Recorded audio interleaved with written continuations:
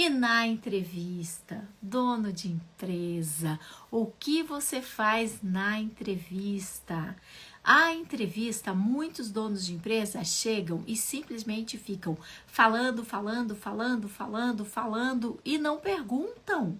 É comum o dono de empresa falar assim: aqui a gente precisa de uma pessoa proativa, que atenda bem os clientes, que tenha disponibilidade de horário, que possa trabalhar de sábado, domingo, que seja simpática e que também grave vídeos para pôr no Instagram dos nossos produtos e que faça isso, faça aquilo outro.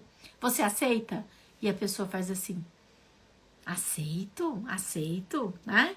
Ou seja, o dono de empresa não entrevistou, o dono de empresa não acompanhou. E você pode aprender as perguntas a fazer. Eu vou te ensinar hoje aqui. E essa análise você vai fazer na entrevista, sim, senhor.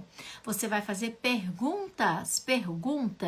Primeira pergunta: por que você consegue de trabalhar aqui com a gente? E veja como é que essa pessoa vai se desenvolver.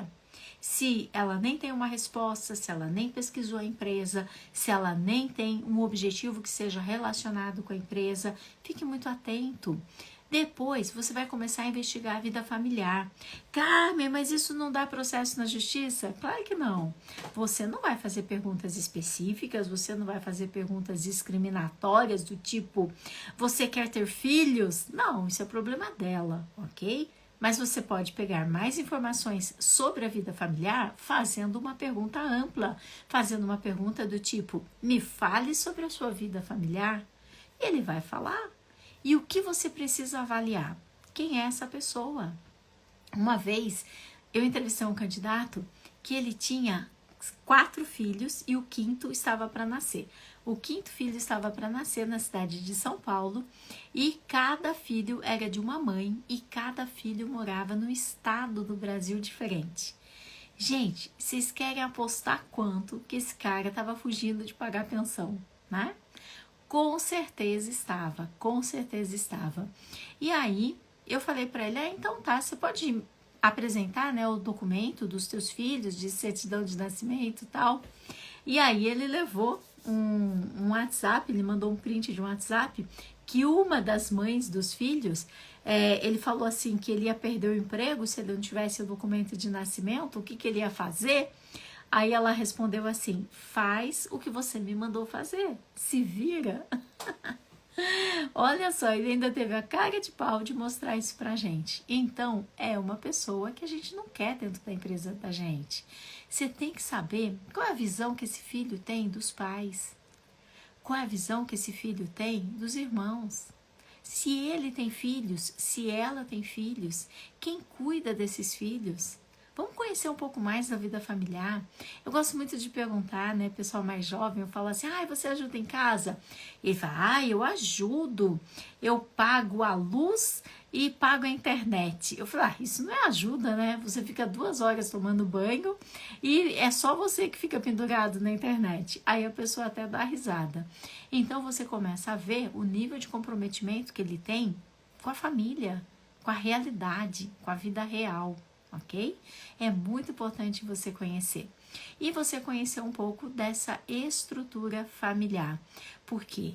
Vários filhos, cada um espalhado por aí, nenhum com ele, não é uma pessoa muito responsável.